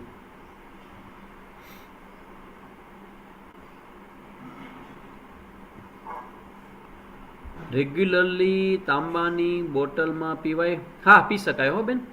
એ પ્રયોગ સારો છે. તાંબાની બોટલમાં પાણી ભરવું એ સારો પ્રયોગ છે અને એ પ્રયોગ કરવા જેવો છે, સારું છે. પ્રેગ્નન્સીમાં બહારનું ખાવાનું મન થાય તો શું કરવું? બધા બહેનોના પ્રશ્ન હોય છે. જો રસ્તો બતાવું તમને. એમાં એવું કરજો કે તમારી અડોશ પડોશ કે તમારા ગ્રુપમાં જે પણ કોઈ બેન કંઈક બનાવતા હોય ને બહાર આવી સરસ મજાની વાનગી, એને કેવું. મન મક્કમ કરો એ તો બહુ સારી વાત છે, પણ મન મક્કમ ન થાય બેન, નિરાલી બેન, એ તો પ્રશ્ન કરે જા કે મન થાય તો શું કરવું, આ મનમાં આવે તો શું કરવું મારે. તેના માટે રસ્તો એ છે કે તમારે એવી સરસ મજાની આઈટમ જે કોઈ બનાવતો હોય, આજુબાજુ કોઈક તમને મળી જશે બનાવનારું, તો એને કેવું કે તમારા ઘરે આવે ને થોડુંક તમને બનાવી દે. પણ બહારના વ્યક્તિએ બનાવેલું ખાવું નહીં. એક તો એની આઈટમ, એની વસ્તુઓ અને એનું મન, એ બંને શંકાસ્પદ છે. કારણ કે તમે જે ભોજન કરશો ને એની આરે એના બધા વિચારો તમારી અંદર આવશે, એ ખતરનાક છે. એને તમારા બાળકને બચાવવું. એવું વિચારો કે બહારનું બાળકને નુકસાન કરે છે. ઓકે સ્વામીજી, ડાયાબિટીસ આવ્યું છે તો શું કરવું? હા, સુગર ક્યારેક આવી જતું હોય તો એ તમારો આ એક આયુર્વેદ અને એલોપેથીનો પ્રશ્ન છે, ડૉક્ટરને પૂછવાનો. ડાયાબિટીસ આવ્યું હોય તો ડૉક્ટરની કન્સલ્ટ કરવું અને ચેકઅપ કરાવવું, અને ડાયાબિટીસ કંટ્રોલ કરવા માટે જે કરી શકાય એ બધું કરવું જોઈએ. કફની પ્રકૃતિ હોય તો શું કરવું? કફની પ્રકૃતિવાળા માટે કોઈ વૈદ્યની સલાહ લઈ અને કફને સબસાઇડ કરો. એ ખાસ તમે જોજો કે કફ કોને કારણે થાય છે. તમારી પોતાની પ્રકૃતિ છે કે તમને નાનપણથી કફ થયો છે, તો કોઈ પણ પ્રકારનું સ્વીટ ખાતા હો કે રાતના ભાગે તમે દહીં કે તમે કોઈ મીઠાઈ ખાતા હો, તે બધું બંધ કરવું પડે. અને કફ માટેના આયુર્વેદિક ઉપાયો છે એ બધા આયુર્વેદના ડૉક્ટરને, આચાર્યને પૂછી અને કફની ટ્રીટમેન્ટ કરાવી લેવી. તમે પહેલાં આસન બતાવ્યું હતું, તે કયું આસન હતું સ્વામીજી? હા, એટલે આસન તો આપણે બતાવ્યું હતું. આસન નહીં ઓલું ના, આપણે તૃપ્તિબેને બતાવ્યું હતું આસન, આઈ થિંક. જે લાસ્ટ ટાઈમ જે ફોટો આવ્યો ને, બેસવાનું આસન. હા, એ ધ્યાનમાં બેસવા માટેનું આસન છે. જેમાં અમારા અહીં જો અત્યારે આમાં ઝૂમ ઉપર એક હિનાબેન જીંજુવાડે બેઠા છે, એનો નંબર હું તમને આપું. એ છે ને બેન, એ આ પ્રકાર, જો હવે બેન નથી બનાવતા, જા તમને બતાવે છે. જુઓ આ જે પ્રશ્ન કર્યો છે ને, નેહાબેન ભાવસાર, જો હિનાબેન જીંજુવાડિયા, તે અત્યારે આપણા બેઠા છે ઝૂમમાં. તો હિનાબેન તમને આસન બતાવે છે. આગળનો ભાગ છે રેશમી છે, અને નીચેનો ભાગ છે શણનો બનાવેલો છે, અને વચ્ચે ઊન રાખ્યું છે. એટલે ગીતાજીમાં જે આસન ભગવાને બતાવ્યું છે ને, એવી રીતે એને બનાવીને પોતે યુઝ કરે છે. અને ઘણા બધા આસન અમને બનાવી આપ્યા છે. તો એવું આસન તમારે યુઝ કરવું. ઊંઘ વધારે આવતી નથી, શું કરવું જોઈએ? દૂધ પીવું છું તો થાય છે કે કફ થાય છે, બટ અત્યારે તો દૂધ લેવું જ પડે ને? હા, એ વાત સાચી છે. દૂધથી કફ થતું હોય તો દૂધમાં હળદર નાખીને અથવા તો દૂધમાં પાણી મિક્સ કરીને પણ તમારે લેવું, કારણ કે દૂધથી કફ થાય. એ વાત સાચી છે. એ મને પણ સાંભળવા મળ્યું, જાણવા મળ્યું છે. અને હું તો દૂધ ઉપયોગ કરતો જ નથી. આપણે ભગવદ્ ગીતા કોઈ પણ વાંચન કરીએ તો અવાજ કરીને વાંચીએ કે પછી મનમાં વાંચે કે તો બહાર સુધી પહોંચે ના, મોટેથી બોલવું જોઈએ. ભગવદ્ ગીતા છે એ મોટેથી શ્લોક સાથે બોલવું, અને એવી રીતે બોલવાથી જ ભગવદ્ ગીતાના સંસ્કારો છે બાળકમાં જશે. અને ઊંઘ વધારે આવતી નથી તો શું કરો? ચિંતા ન કરજો. એ સમયે જે થાય એ તમે સાક્ષી ભાવે જોજો. બાકી બેસ્ટ ઉપાય છે કે ઊંઘ ના આવતી હોય તો તમારે વિષ્ણુ સહસ્ત્રનો પાઠ તમારે રાતના સૂતા વખતે કરવું.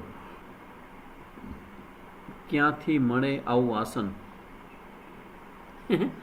એ બેન પહેલાં બનાવતા, પણ હવે બનાવતા નથી. એટલે એવું આસન તમને નર્મદા કિનારે રંગ અવધૂતનો આશ્રમ છે. નર્મદા કિનારે રંગ અવધૂતનો આશ્રમ છે નારેશ્વરમાં, ત્યાં તમને મળે છે. એ તમે લઈ શકો. એકલા શ્લોક બોલવાના કે ભાષાંતર પણ બોલો? શ્લોક. ભાષાંતરની ચિંતા કરજો જ નહીં. જ્યારે ગીતાનો પાઠ કરતા હો ત્યારે તમારે ગીતાજીના શ્લોક જ મોટેથી બોલવાના છે. ભાષાંતર તમારા જ્ઞાન માટે છે, પણ બાળક માટે જ જરૂરી છે ને એ ગીતાજીના શ્લોક છે. એ સંસ્કૃતના શ્લોક છે ને, ભગવાનના શબ્દો છે ને, એટલા માટે પવિત્ર છે. એટલા માટે એ શ્લોક છે એને રિપીટ કરવા મોટેથી.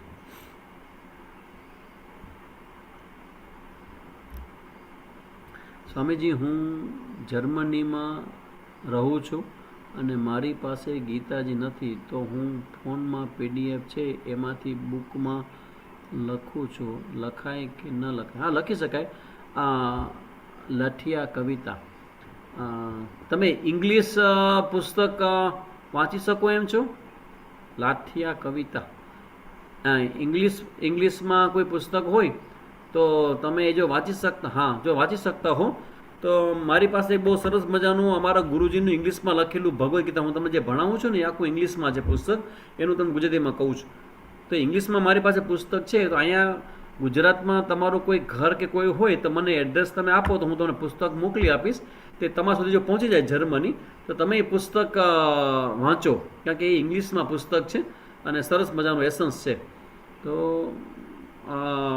એક નંબર તમને આમાં લખું છું, એ નંબર ઉપર તમારું નામ અને અહીંનું ગુજરાતમાં જેનું પણ કોઈને એડ્રેસ હોય ને તો મોકલજો, તો ઇંગ્લિશ પુસ્તક હું તમને ત્યાં મોકલી આપીશ. એક નંબર લખું છું, ત્યાં તમે લાઠિયા કવિતા, ઓકે બોલો તો નંબર જયશ્રીબેન 94-266 25-211. જો આ નંબર મેં લખ્યા છે 94-266 25-211. આ વોટ્સએપ ઉપર કવિતાબેન તમે અહીં ગુજરાતમાં તમારા જે પણ કહો હોય ને એનું નામ ને એડ્રેસ મોકલજો. હું ઇંગ્લિશ પુસ્તક છે અમારા ગુરુજીનું ભગવદ્ ગીતા ઉપરનું ખૂબ સુંદર મજાનું છે, એ પુસ્તક હું તમને મોકલી આપીશ. તો તમે ઇંગ્લિશ પુસ્તક જોજો. બાકી તમારા અહીંથી ગીતાપેશ ગોરખપુરના ગીતાજીના પુસ્તકો માટે આઈડિયલ સારામાં સારું પુસ્તક છે ને એ ગીતાપેશ ગોરખપુરનું જોવું. ગીતાપેશ ગોરખપુરના જે પુસ્તકો હોય ને એ બહુ સરસ મજાના હોય. એવું એક બીજું પુસ્તક અમારા ગુરુજીનું, અહીંયા બીજા એક ગુરુજી છે અમદાવાદની અંદર, તત્વતીર્થ. આમાં કોઈ અમદાવાદમાં રહેતું હોય ને તો તત્વતીર્થ નામનો એક આશ્રમ છે થલતેજ ટેકરા પાસે.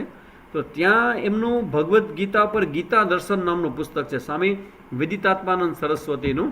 એ પુસ્તક પણ બહુ સરસ મજાનું છે, એ ગુજરાતીમાં છે. એ દરેક અધ્યાયનો સારાંશ અને દરેક અધ્યાયનું ટ્રાન્સલેશન એ બધું એમાં આપેલું છે.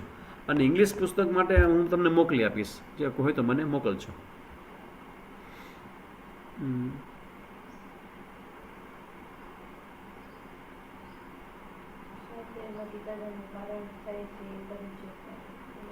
શું પ્રશ્ન છે? હા, સ્વાધ્યાયમાં ગીતાજીનું પારાયણ થાય છે એ કર્યું છે એક ટાઈમ. હા એ ચાલે. ગીતાનું પારાયણ તો કરતા જ રહેવું બેન. તમારા 9 મહિના દરમિયાન ભગવદ્ ગીતાના રોજના 2 અધ્યાય 3 અધ્યાય 4 અધ્યાય જે પણ ટાઈમ મળે ને ટાઈમ હોય તો 18 અધ્યાય રોજ ગીતાનું પારાયણ કરું. અને તમે આ મને સાંભળતા હશો અને ગીતાજીનું પારાયણ કરશો તો તમારે ત્યાં આવતું સંતાન છે એ 100% ગીતા પ્રેમી આવશે, ભગવદ્ ગીતાના જિજ્ઞાસુ આવશે અને સુંદર મજાનું જીવન જીવશે.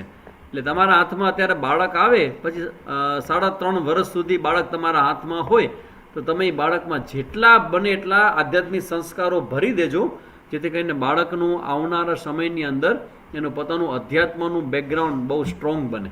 એટલા માટે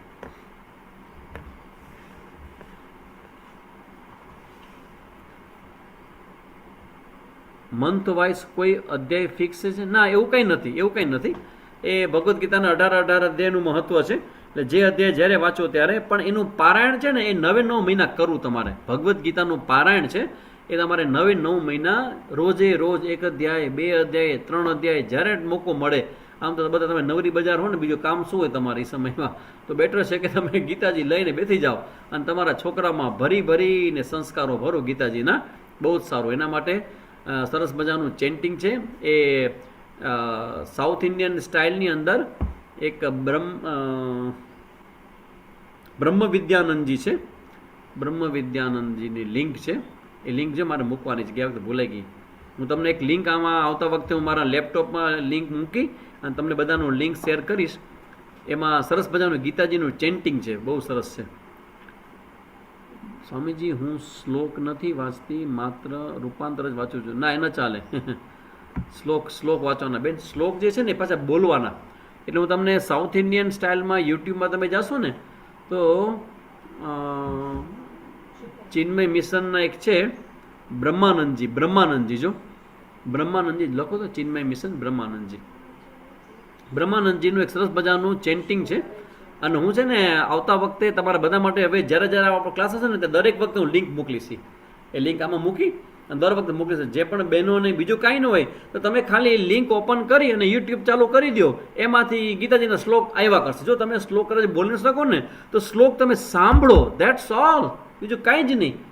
તમે શ્લોક મૂકી દો, તમે તમારું કામ કરતા રહ્યો અને સાંભળ્યા કરો. તે સાંભળવાથી પણ તમારા બાળક સુધી એ શ્લોક છે એ પહોંચશે, ચિંતા ન કરજો.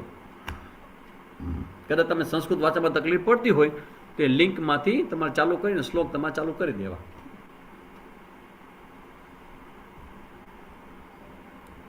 ભગવદ્ ગીતા ચેન્ટિંગ લખો ને, ચિન્મય મિશન બ્રહ્માનંદ ઝાબસાઈ. હા, લિંક તો મળી ગઈ છે, લાવો. હા, આ હિરલબેને કંઈક લિંક મોકલી છે, લાવો, આખું સ્કેન કરી નાખો. જો આ પ્રમાણે છે, આ પ્રમાણે છે. ધર્મક્ષેત્રે કુરુક્ષેત્રે સમવેતાયુયુત્સવઃ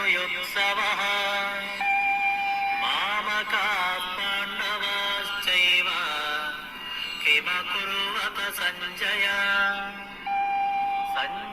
ઉવાચ. આ પ્રમાણે ભગવદ્ ગીતા ચેપ્ટર 1 ફૂલ ચેન્ટિંગ ચિન્મય ચેનલ, એનું નામ છે ચિન્મય ચેનલ. ઈ છે આ, બસ આ જે લિંક મોકલી છે હિરલબેને એ જ લિંક છે. અને એમાં તમે બધા તમે કોપી કરી લો આ લિંકની. અને અમુક શબ્દો બોલતા ન આવડે તો એક એક શબ્દ બોલી શકાય. હા, બોલી શકાય. જો બોલતા નો ચિંતા ન કરજો. આ જે મૂક્યું છે ને મેં બ્રહ્માનંદજીનું, એટલું સરસ મજાનું છે. તમે એ ચાલુ કરો, તમારી ગીતાજી રાખો, તમને બોલી શકશો એમાંથી.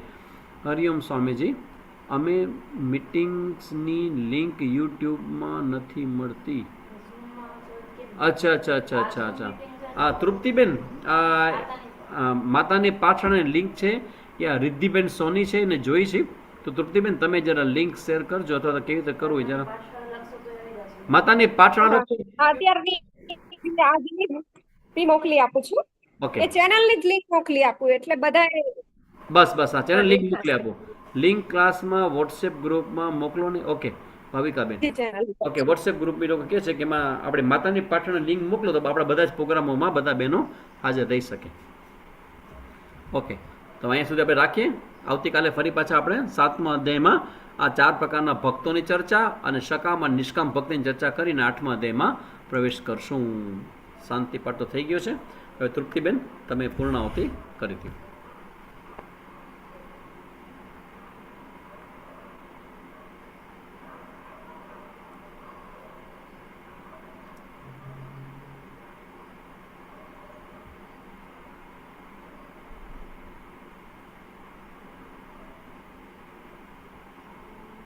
હા તૃપ્તિબેન, અચ્છા એક કામમાં લાગ્યા છે, લિંક મોકલવામાં છે. અચ્છા, તમારા બધા માટે જે લિંક માંગી હતી એ તૃપ્તિબેન અત્યારે તમને લિંક આપણા ગ્રુપમાં મૂકે છે. હા, ક્લાસમાં વોટ્સએપ ગ્રુપની મોકલો ને. આવી ગઈ છે, નિકિતાબેને મૂકી જો. ઓકે, આ નિકિતાબેને એક લિંક મૂકી છે. યુટ્યુબની અત્યારે માતાની પાછળની લિંક છે, બધા જ તમે આમાં જોઈ લેજો. અમુક લોકો વોટ્સએપ ગ્રુપમાં માંગે છે કે વોટ્સએપ ગ્રુપમાં મોકલજો. હા, ઓકે, એમાં મોકલી આપી. એમાં મૂકેલી જ છે પણ કદાચ એ લોકો એ ગ્રુપમાં ના હોય એવું બની શકે. હા હા હા, એટલે ફરીથી બાકી મૂકી દેજો. આપણે તો મૂકીએ જ. આવી ગઈ અત્યારે વોટ્સએપ ગ્રુપમાં બી આવી ગઈ છે. ચલો, વોટ્સએપ એમાં ગ્રુપમાં બી મૂકાઈ મોકલી ગઈ દીધી છે. બેને. ભલે, હા, બસ હવે આવો આપણે તૃપ્તિબેન પૂરું કરો. શાંતિ પાઠ કરીશું.